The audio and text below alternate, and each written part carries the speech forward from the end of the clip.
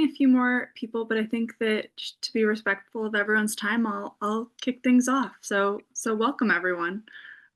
We are just so happy to see this many passionate supporters of the Sagg Pond project and of conservation in general. Thank you for spending your Tuesday evening with us.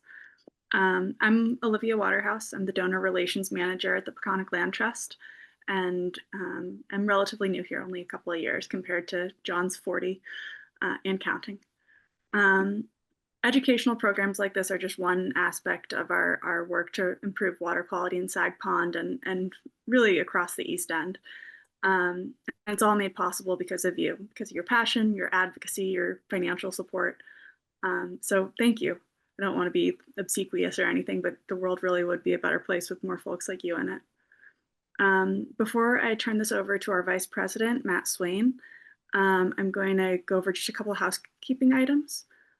So Matt's going to give a short overview of this project and then introduce our special guest featured speaker, Molly Graffam. After her presentation, we'll do a Q&A. So if you have any questions that come up during the presentation, please just pop them in the chat, shoot a text to myself, to Josh, to anyone, and we'll make sure they're answered after the presentation. And yeah, I guess with that, I'm gonna, and if you can keep yourself muted during the presentation, we'd appreciate it. But please, obviously unmute and ask questions afterwards. So yeah, thank you. And with that, I'm gonna hand it to Matt. Hi, everyone. Thank you for jumping on. So this project started probably 6 years ago. It was an idea. Somebody called us up. It might have been Doug Halsey, and put these ideas in my head and spoke to John.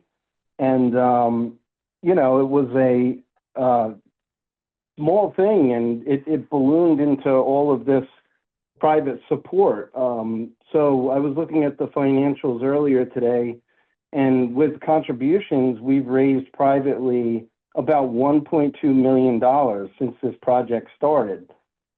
So we've been able to take that money and leverage over $1 million from municipalities like Southampton Town.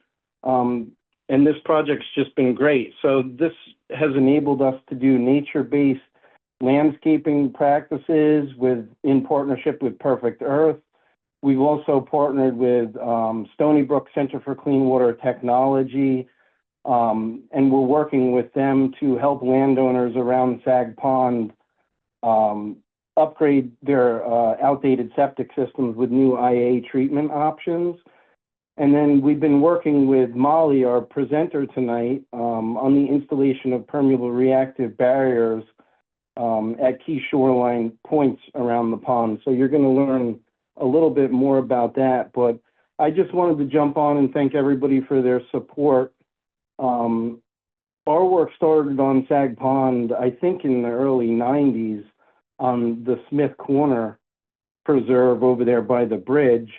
And we've done a lot of land conservation in that area. It was one of the first areas 18 years ago when I started at the Land Trust that we really were looking at that area and seeing what we could do conservation-wise. And now we've moved off of the land into the waters, of course. So that's the expertise of Molly Graffam from Cornell, who's going to speak with us tonight. So I don't want to take up too much of her time because we only have an hour here. So Molly, I want to just hand it over to you. Thank you so much, Liv and Matt, for that introduction. I'm going to go ahead and share my screen. Tonight, I'm going to be talking about the research and remediation updates in regards to restoring the health of Sagg Pond. And I work for Cornell Cooperative Extension, and I'm a water resource specialist.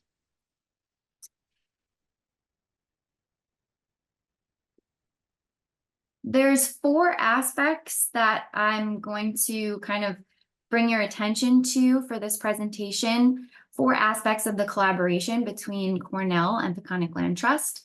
The first is groundwater and surface water monitoring as part of long-term monitoring plan at Sagg Pond. We've also been working on pilot and full-scale groundwater remediation using permeable reactive barriers and conducting laboratory research to inform future work. And then probably most importantly, performing outreach and education to community members and stakeholders like we're doing tonight. So getting right into it, looking at groundwater travel times around Sagg Pond. So what you're seeing is a map of the groundwater travel time with the different colors representing different travel time in years. So the red color around Sagg Pond represents groundwater traveling in a 0 to 2 year time frame. The orange color represents 2 to 10 years, and the yellow color represents 10 to 25 years. So what this means is that nitrogen added to groundwater 10 to 25 years ago in those yellow areas is just now entering Sagg Pond. Or in other words, the nitrogen and nutrients entering the pond today are both fresh in that 0 to 2 year zone and historical, or aka legacy nitrogen. And we recently developed a long-term monitoring plan, and this is in collaboration with Coastline Evaluation Company. So we've been monitoring different aspects of the watershed, including groundwater and surface water, since about 2021. But we recently established this very clear monitoring plan where Cornell and the other collaborator, CLEAR, is going to be monitoring the same stations over time. So we're going to be monitoring pore water at key stations where we've found elevated nitrogen concentrations. And just so everyone is aware, pore water is actually the water that's within the pond sediment. And it's often a mixture of groundwater and surface water, but in areas where there's high groundwater flow, it's mostly groundwater. So we've been collecting samples from the pore water within the pond sediment. Also measuring groundwater seepage rates at key stations. Part of the long-term monitoring plan is going to be calculating nitrogen loading from surface water and from groundwater seepage. We've got 10 stations that we're going to be monitoring the surface water quality, and that's the map that you're seeing right here are our 10 long-term monitoring stations for surface water quality. We're also going to be monitoring the pond water level height and the groundwater table elevation with autonomous data loggers. And then part of the long-term monitoring plan is going to be mapping the bathymetry, which is the sediment bottom topography, as well as the sediment type. So this is just to give you an overview of some of the data that we will be collecting. Some of it we've been collecting for several years, and then we will be continuing to monitor it going forward as part of this long-term monitoring plan. So another aspect of the long-term monitoring plan is that we plan to collect data before, during, and after the opening of the ocean inlet. And I would like to share these results with the trustees and communicate with the trustees who work with Army Corps of Engineers and DEC to decide when to open the ocean inlet. And so I think this data will be useful for helping future pond management. So we'll be talking about that more in another presentation when we have more results to share on that. So another aspect of what we've been working on at Sagg Pond are the pilot and full-scale groundwater remediation using permeable reactive barriers, or PRBs. And back in March, we started taking samples at the agricultural property owned by the South Fork Land Foundation. It's along Highland Terrace Road, which is on the northwestern side of Sagg Pond.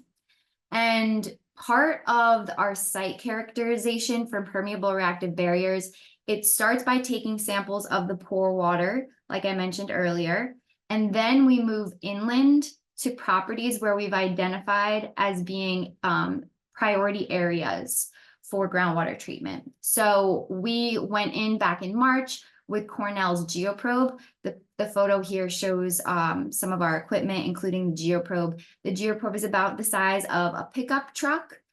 And we installed 7 temporary monitoring wells and 4 permanent monitoring wells on the property. We collected soil borings down to 40 feet below grade. We analyzed the soil for grain size and other groundwater related measurements such as hydraulic conductivity.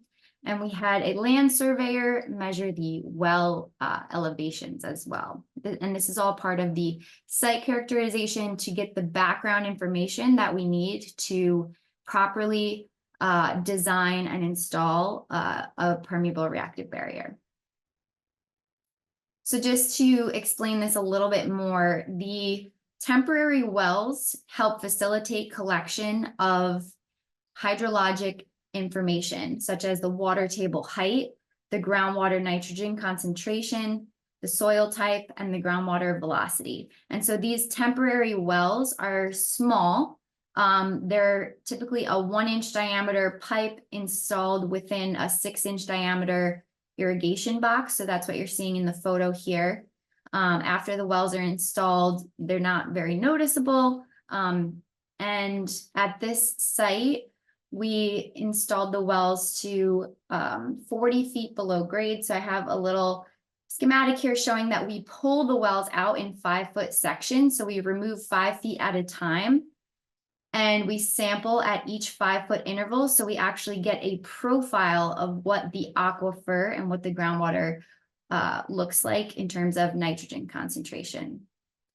So that's how the temporary wells help us. So back in March, we installed 7 temporary wells and 4 semi-permanent wells, and they're shown here by the yellow pinpoint. And the blue lines represent modeled water table elevation contours at 0.1 foot intervals. And these modeled water table elevation contours are from the Suffolk County Subwatershed Plan. And we know that groundwater is flowing perpendicular to the blue lines. So basically in this case, groundwater is flowing from west to east towards Sagg Pond. And the closer these blue lines are together, that signifies faster groundwater flow. So the western shoreline of Sagg Pond, there is a significant amount of groundwater coming from that area. If you remember back to that groundwater travel time and watershed map that I showed at the beginning, there's a lot of area and a lot of groundwater flowing in from the western shoreline. And some of it is passing through this Highland Terrace property. And any nitrogen inputs from within the watershed, there's a golf course in the watershed, there's many residential homes, there's the agricultural properties as well. So any nutrients like nitrogen that are getting into the groundwater from the entire watershed are traveling, that nitrogen is traveling to Sagg Pond through the groundwater. And this property was identified as one of the priority areas. So this was some of the site characterization work that we did. So just to orient you now, I just rotated the map. So what you're looking at is the Highland Terrace property, but the eastern side of the property is now at the bottom. What I'm showing here is a contour map of groundwater nitrate that we got from those profile wells that we retracted in 5-foot sections. So what we found here was that the water table starts about 10 feet below the soil surface.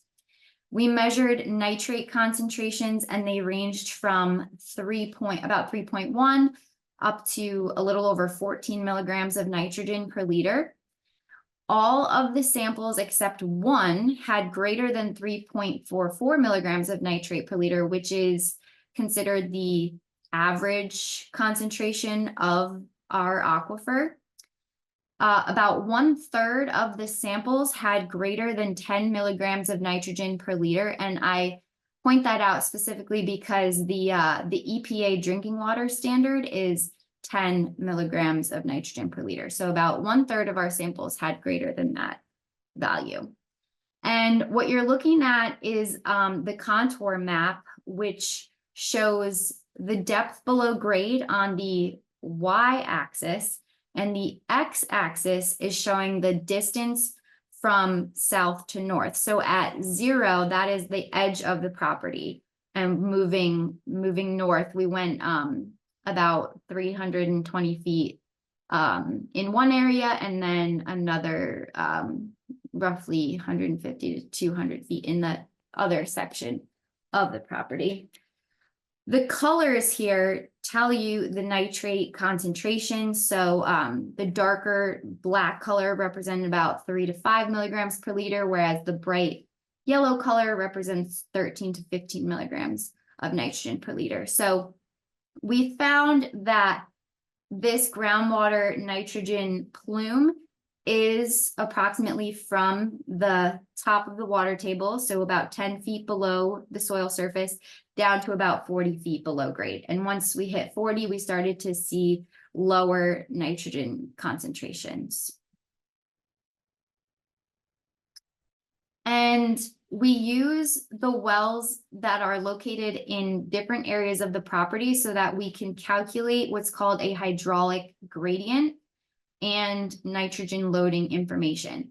So, for example, we have our wells that were installed closer to the road that are at a higher elevation, which is shown here by well A in the schematic. And then we had wells that were closer to the Sagg Pond along the eastern edge of the property, which is shown here by well B. So when there's a change in elevation, there is also a change in the groundwater table height. And that change in the water table height over a specific distance, that is the hydraulic gradient. So that tells us how fast groundwater is flowing in this area. And we did some preliminary calculations here using the average nitrate concentration that we measured, and assuming that that if we installed a 300-foot long by 40 feet deep permeable reactive barrier, and let's say that that barrier removes 75% of the nitrogen, that would equate to just over 900 pounds of nitrogen removed per year. So when we did these calculations, we realized like this would be a good site for a permeable reactive barrier. And we submitted a proposal to the town of Southampton. The Conic Land Trust was the primary applicant along with Cornell. And our proposal was submitted in March. In the summer, we presented to the town board. We found out that the town of Southampton Water Quality Committee recommended our proposal for funding. And now we're just waiting for the final town board decision. And so it seems very promising that this project at the Highland Terrace property will move forward. And just to give you a little bit more background about permeable reactive barriers and why we're interested in this, they have been used basically like since the 1990s throughout the Midwest of the US and Canada to treat nitrogen coming from fertilizers, agriculture, septic, any source. It can treat nitrogen as long as it is in the form of nitrate, and that is exactly the form of nitrogen that we found at the sites and at several sites around Sagg Pond. So they've also recently been installed near impaired water bodies in Suffolk County and on Cape Cod as an approach to mitigate surface water nitrogen pollution. So the barrier basically treats the water before it enters a coastal water body. And in this image here, in this schematic, the PRB is shown by the red box, where groundwater is moving towards the water body and it's intercepted by the barrier before it enters the water body. And it is exciting because it's a completely passive treatment. So it relies on that hydraulic gradient that I mentioned earlier. That is just the natural flow of water from higher elevation to lower elevation. So groundwater passively flows through, and it requires no above ground structures. The microbes that exist naturally in the soil, when we provide those microbes the right materials and conditions, they naturally perform this reaction called denitrification, which converts nitrate into nitrogen gas, which is completely harmless. And typically the material that's used for permeable reactive barriers is wood chips and gravel that are locally sourced. So completely natural materials that get introduced into the ground in the subsurface to promote these reactions. And we started off with a very pilot scale system at a residential property on the eastern side of Sagg Pond. So we started by installing this system back in 2023, and we've been monitoring it periodically. And it was installed using this approach, which is called the auger method for installing a PRB. There's a bunch of different methods for installing a PRB, but one of them is like a typical backhoe, where you can use a backhoe to create a trench. Another method is this auger approach, which I'm going to be talking about, where we use our geoprobe to drill down to the desired depth, and then that the augers, which is shown in the picture on the right hand side, the augers are hollow. So we basically create a column by drilling down to depth, and it's hollow on the inside. So we fill the augers with the wood chip and gravel mixture, and then we remove the augers, so there are no permanent structures below ground. We just are leaving the wood chips and gravel, which is the PRB materials. So our performance monitoring so far, from 5 sampling events from from 2023 to 2025, we're seeing significant nitrate removal between the up gradient wells, which is untreated groundwater, and the down gradient wells, which are showing the treated water. And we, based on some of the data that we collected early on, and based on some of the pilot data that I just showed you, we applied for a community preservation fund grant through the town of Southampton. This was a couple years ago. We received the grant, and this is for an agricultural property just north of Bridge Lane on the eastern side. So we received that funding from the town. And we also had to apply for a tidal wetland permit from DEC. So we received that permit. And now, excitingly, as of early October, so just a few weeks ago, we started the installation of a more full-scale PRB at Sagg Pond. So this one is currently, we started in October. And then we also just trained a local well drilling company to take it the rest of the way. So Cornell started installing it, and now a well drilling company is going to be doing the rest of the installation. And this is just showing what the wood chip and gravel materials look like at the site. We plan to have everything installed here at this site by the end of the year so that we can start monitoring in early 2026. And these are just some photos showing the installation happening along the property. The barrier is going to be 200 feet long, and it's going to be installed in 2 rows of these columns. So you can see from the image here that we're basically forming this barrier by having the 2 rows staggered. So water is going to flow through at least 1 column, and that will be providing the treatment. So another aspect of what we've been working on with Peconic Land Trust is doing laboratory research to inform future work. And recently we did a injection experiment. This was in collaboration with researchers at the Center for Clean Water Technology, including Niels Volkenborn.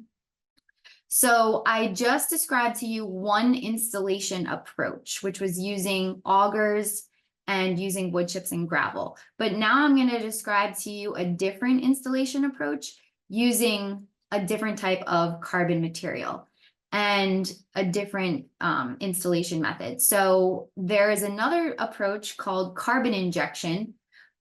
Basically, we can use a liquid form of carbon. So instead of wood chips, it would be a liquid form.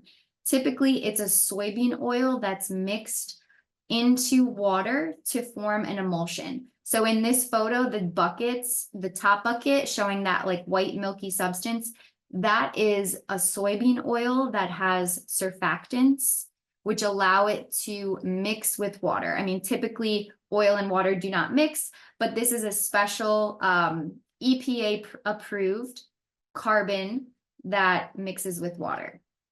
So what we did here was we wanted to know, how does the carbon concentration affect nitrogen removal and permeability of native soils around Sagg Pond? So in the lab, we prepared 16 columns and filled them with soil, which is very sandy soil from the Sagg Pond residential property where we did the pilot. And we introduced 4 different treatments. So we had a high concentration, 20%. We had 2 medium concentrations, 10%, 1%, and then we had a control, which had no carbon. And then we injected this vegetable oil emulsion into our soil columns, and we supplied the columns with nitrogen-rich water, like simulating nitrogen-rich groundwater, and we collected the effluent from the columns and measured those concentrations over time. We also were using some really cool technology, which is oxygen strips. So the picture here is showing the full-scale experiment where we've got our 16 columns, and the 4 columns in the center have a pink strip which goes from the bottom to the top. That strip is sensitive to oxygen, and oxygen is very important in facilitating the reaction that we need to happen. So we get to take photographs of the columns, and the photograph, like the color that we measure, is related to the oxygen concentration. So we'll be exploring this data a lot because we have a lot of oxygen images to work through. So we supplied these columns with nitrogen-rich influent, aka like simulating nitrogen-rich groundwater. We started off with a concentration of 30 milligrams of nitrogen per liter, which was about double what we measured in the groundwater at Sagg Pond. But we wanted to start off with a pretty high concentration. So we started off with 30 milligrams per liter. And then we found that the nitrogen was pretty much completely removed by the high treatment and the mid treatment. So we actually increased it again to 100 milligrams of nitrogen per liter. So this is about 10 times the drinking water standard. And that's not a realistic concentration that we measure in the field, but we wanted to do this for the lab experiment so that we could determine the nitrogen removal rate. So the graph here is showing the nitrogen removal at a specific groundwater velocity using 100 milligrams per liter in the influent. And we found that the 20% treatment, which had the highest amount of carbon, that had the highest nitrate removal. So that is what we expected. But that's not the full story, because we also want to know about the permeability of these soil columns as well. So then we measured the permeability, which is the ease of that water flows through the soil. These systems work because the permeable reactive barrier, it has to be permeable to water. It has to promote water flow. So we measured the permeability of these different concentrations, and we found that compared to the controls, the permeability was significantly reduced, especially in the 20%, in that high treatment. So there was much lower permeability in the 20% treatment.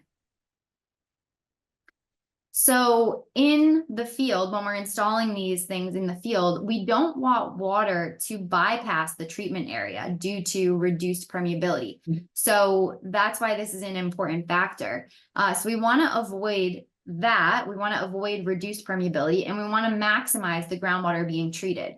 So to kind of take both of the nitrogen removal and the permeability factors into the equation here, we looked at, by dividing the nitrogen removal by the permeability, our data suggests that actually the 1% and the 10% treatments promote a good balance between, promoting the nitrogen removal and also limiting permeability decline.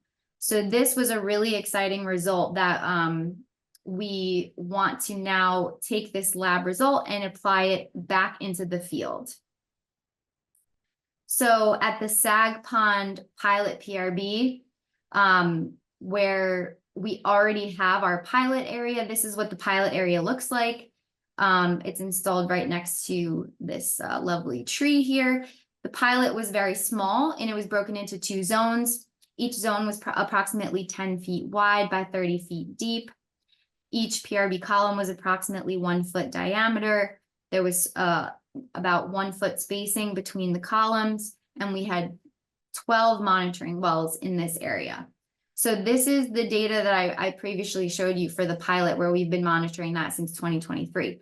But now that we have this exciting lab result, we're going to expand the pilot system, and we're going to, alongside what we already have, we're going to test out the injection approach using an 8.5% concentration. So on the higher end, we found that 1% and 10% were 2 good options that promoted nitrogen removal without limiting the permeability. So we're going to go on the high end. We're going to use 8.5% and to test that in the field.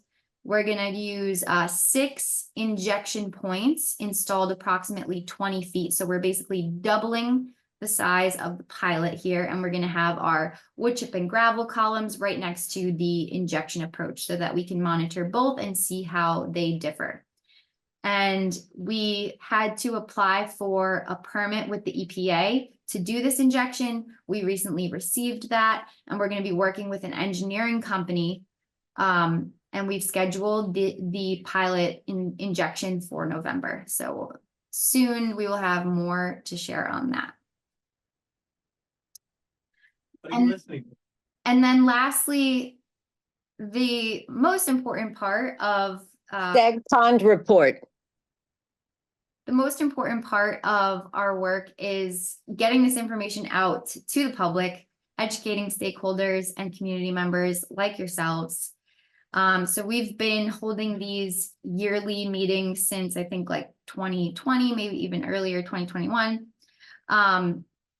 So it's very important for you guys to stay informed as property owners and as residents around the pond and within the watershed. If you have a property that's right along the water, you could help us by providing access.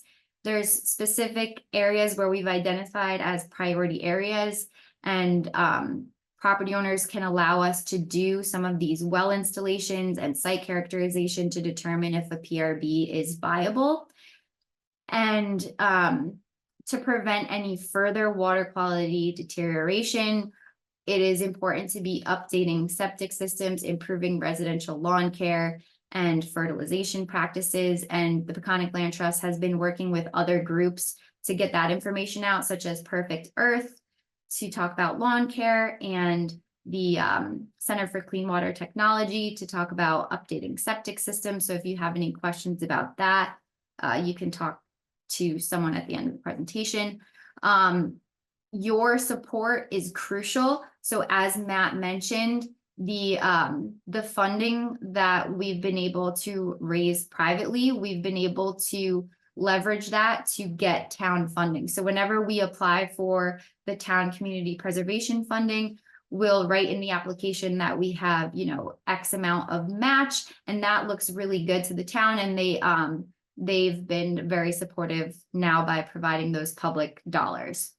And then it's crucial for people that care about the pond to stay informed. So please make sure that you're coming to these yearly presentations or reaching out to any of us if you have questions. My email is on this page as well. And then lastly, I just wanted to mention another really important reason to stay informed locally is that recently Suffolk County Department of Health Services considered changing the sanitary codes to include regulating and permitting PRBs and denitrifying bioreactors. And we are currently in a comment period for those proposed changes, and Cornell and Peconic Land Trust submitted comments about the proposed changes. One of my comments in particular was that I would like to see these research projects be exempt from the strict permitting that they are suggesting. And so if anybody has any particular questions about this and would like to talk one-on-one, I'd be happy to do that. And with that, I would just like to say thank you. There's been so many people involved in all of this work.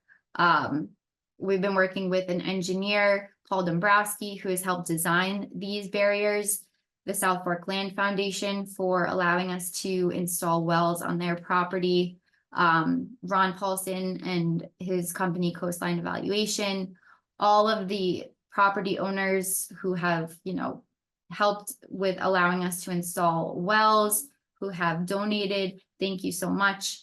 And of course, the town trustees, the town of Southampton Community Preservation Fund, Stony Brook Center for Clean Water Technology, and New York State DEC, all of our collaborators. Thank you very much. And with that, I would be able to take questions. Thank you so much, Molly. I just wanted to say a quick hello to everyone. I don't know if I've met all of you yet, but I am the new Vice President of Development for the Peconic Land Trust. My name's Elisa. And as you can see, this project takes so many hands. And I just really want to thank Molly for taking time out of her evening to let us know what's happening. So Molly, I'm going to pass this over to you, but if anyone has questions, please feel free to ask now. Molly, it's Charles. Hi, Charles. How are you? Good. How are you? The first slide you showed with the monitoring devices on the pond, are those installed yet? Yeah,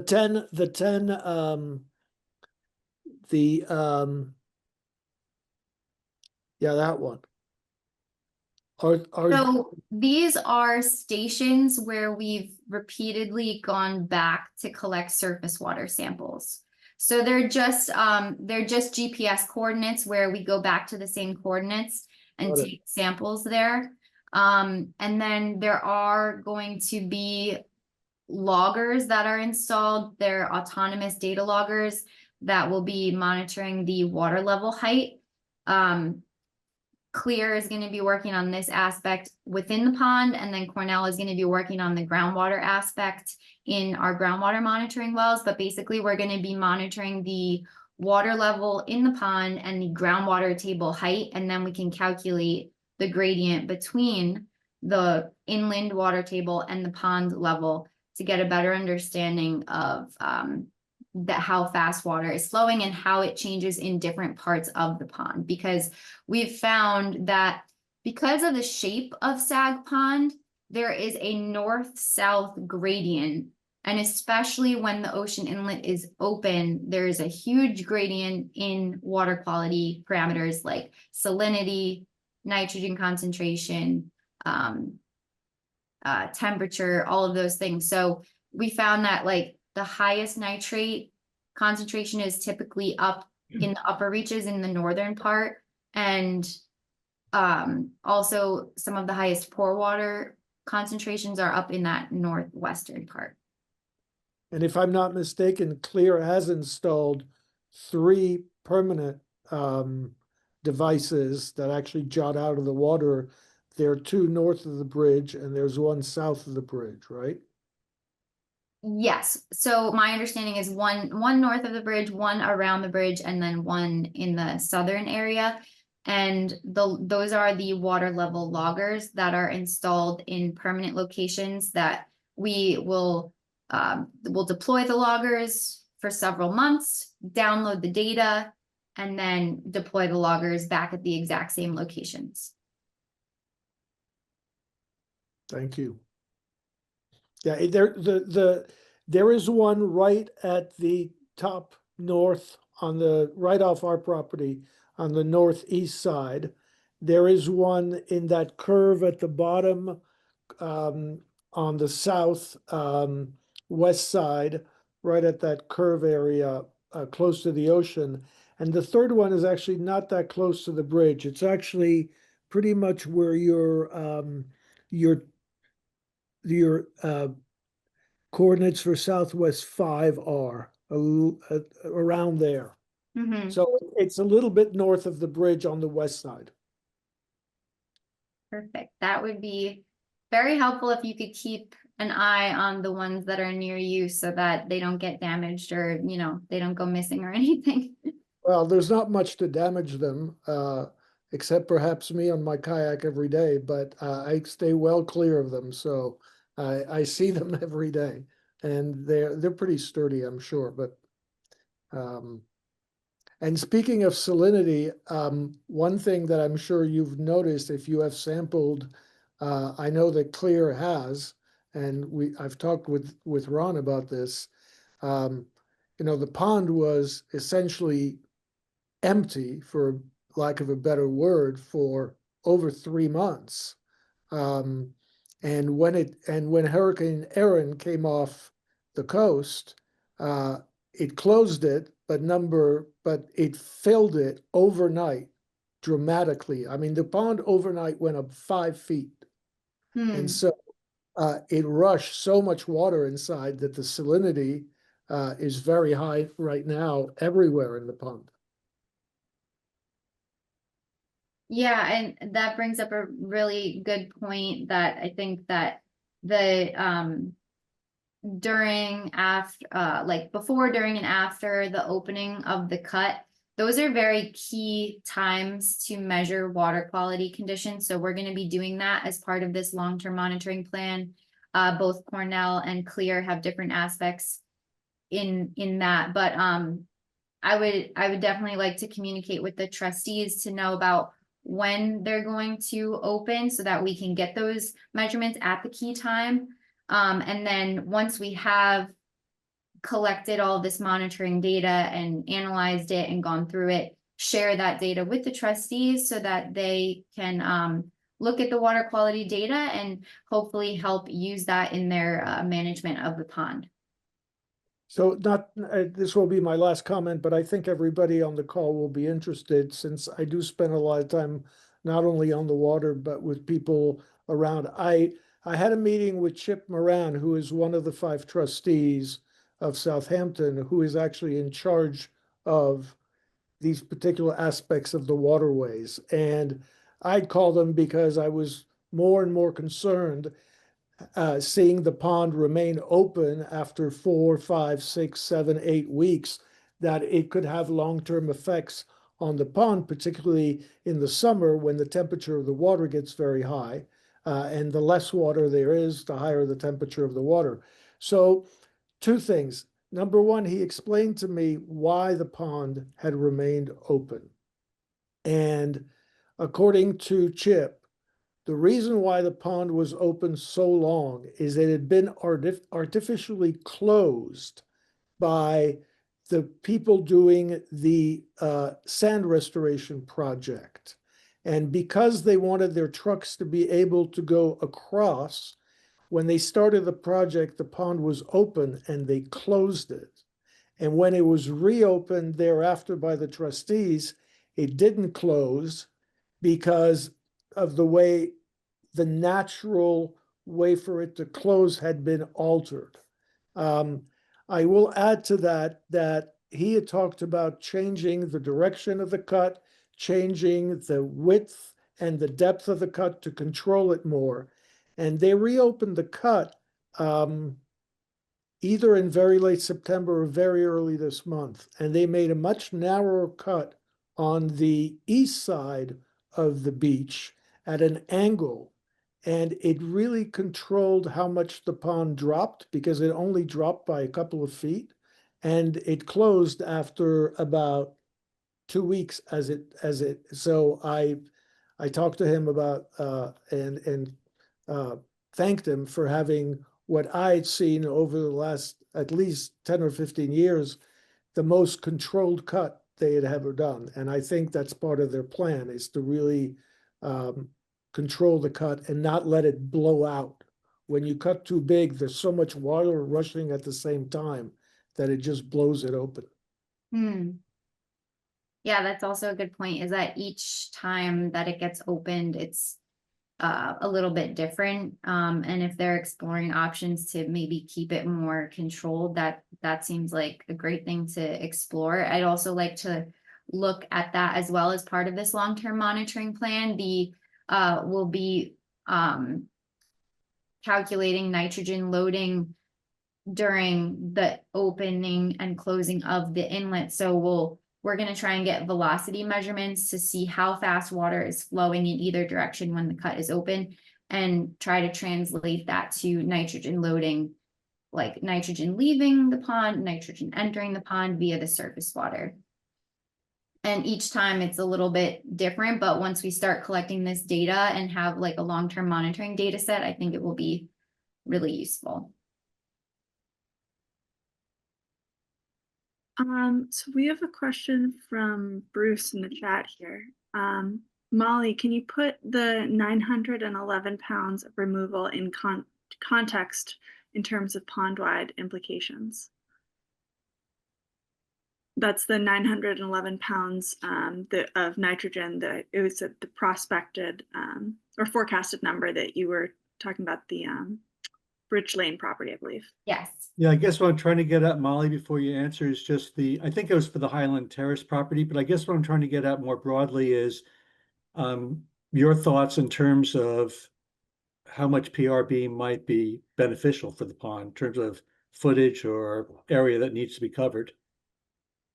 Yeah, it's a hard question to answer because I think like I want to know, and everyone wants to know, well, how many PRBs do we need to get to the water quality conditions that we want? I don't have a great answer for you at this point, other than that I can put that 911 pounds in context in terms of other PRBs that we've been studying. So we've gotten a couple in East Hampton that are removing about 150 pounds of nitrogen per year. So we anticipate that this one at Highland Terrace is going to be significantly higher than some of the other sites that we've been working on. And there's a lot of complicating factors because nitrogen concentrations are changing. If land use changes, if residential septic systems change, if fertilization practices change, that's all going to be impacting the water quality conditions. So I don't have an exact answer for you, but I do think that establishing our core water and surface water sampling stations, putting the PRBs at these key locations that we've identified where there is high groundwater flow, that's the first step to improving water quality. But having this long-term monitoring plan and monitoring these key stations over time will eventually, that data set can be used in a watershed model, which I think, to answer the question, how many PRBs do we need, or how many septic upgrades do we need, how many lawns have to stop using fertilizers, like there needs to be some kind of watershed model that's very specific to Sagg Pond to answer those questions. And I think we're starting to collect the data set that can be used to inform that type of model. I have thank you, Molly. David McMillan also asked, are there any plans for PRBs on the north side of the pond? Related. Yes, well, the north side of the pond, so the Highland Terrace property is on the northwestern side. So if we're looking at this map here, I don't know if you guys can see my cursor as I scroll. Yes, so that is on the northwestern side. This is where we're proposing to put a PRB, and this is the one where the town is currently reviewing the application. And then we have our pilot over in this region over here, and we'll be expanding on the pilot with the injection approach in November. And then over here, this is where we just started working on installing that 200-foot long PRB. And so they're all on the north side of the pond. We do know that the western shoreline and that western side of the pond has significantly higher groundwater flow rates and more water coming from the western shoreline. So I do think that there's other properties along the western side here that we need to investigate more as well. That's great. And honestly, as someone who's still kind of familiarizing themselves with the like broader landscape around Sagg Pond for myself, just seeing it kind of traced out with your cursor is so helpful and really just impressive to see the scope of the work that you're accomplishing. That's awesome. Doug says he has a quick question, but is a self-proclaimed lousy typist. So maybe I'll kick it to him if he's still on the call. I'm still here. Thank you, Molly, for an excellent presentation. I was delighted to see there's data collection, both the up gradient and down gradient from the PRVs, because it really proves how exceptionally effective they are in reducing nitrogen loads. My question is, when we did examination of nutrient sources that contribute to the toxic algal blooms in the past, we also looked at phosphorus. Is that not an issue here? Phosphorus can be an issue for, phosphorus is a nutrient for algal blooms, as is nitrogen. Typically in brackish systems, nitrogen has been identified as the primary nutrient that is limiting for these algal blooms. So Dr. Gobler has done some studies on that and showing that nitrogen is limiting typically in these brackish systems and coastal water bodies. So yeah, I could point you to some of his research that might help explain that as well. But right now we're focusing on nitrogen because the permeable reactive barriers are really well designed for treating nitrogen.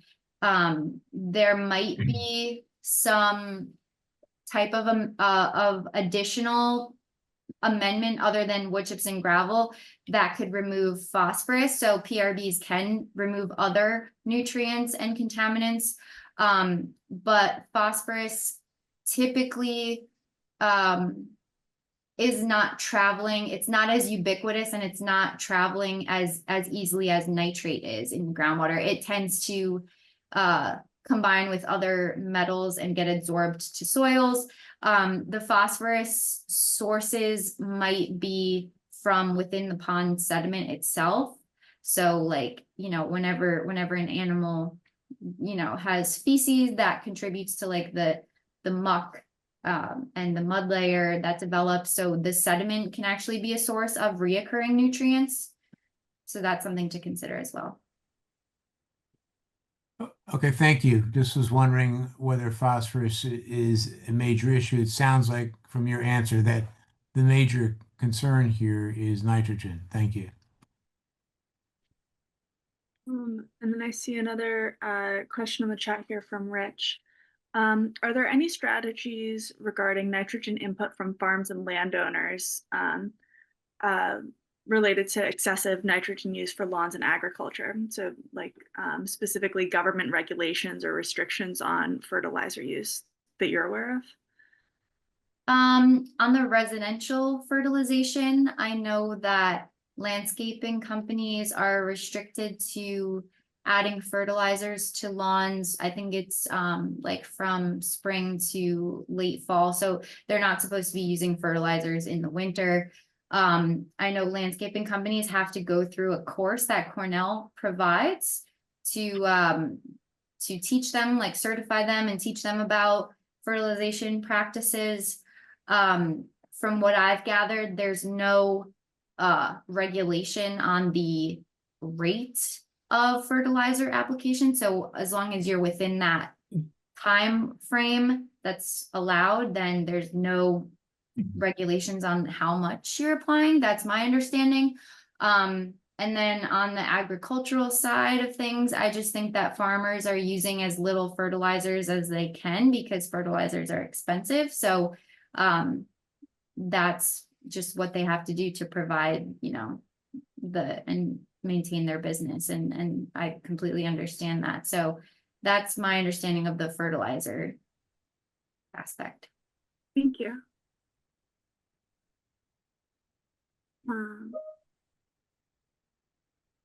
Okay, I think we've gotten all the questions. So thank you everybody so much for attending. Thank you, Molly.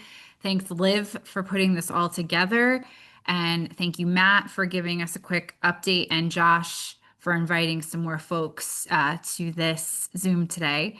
And since I am the Vice President of Development, I couldn't leave without saying thank you again, and that this Sagg Pond initiative is vital to restore water quality and reduce pollution and protect the ecosystem through innovative solutions like PRBs, which Molly spoke so much about. And we're not able to do all of that without support, which all of you have supported this really important initiative.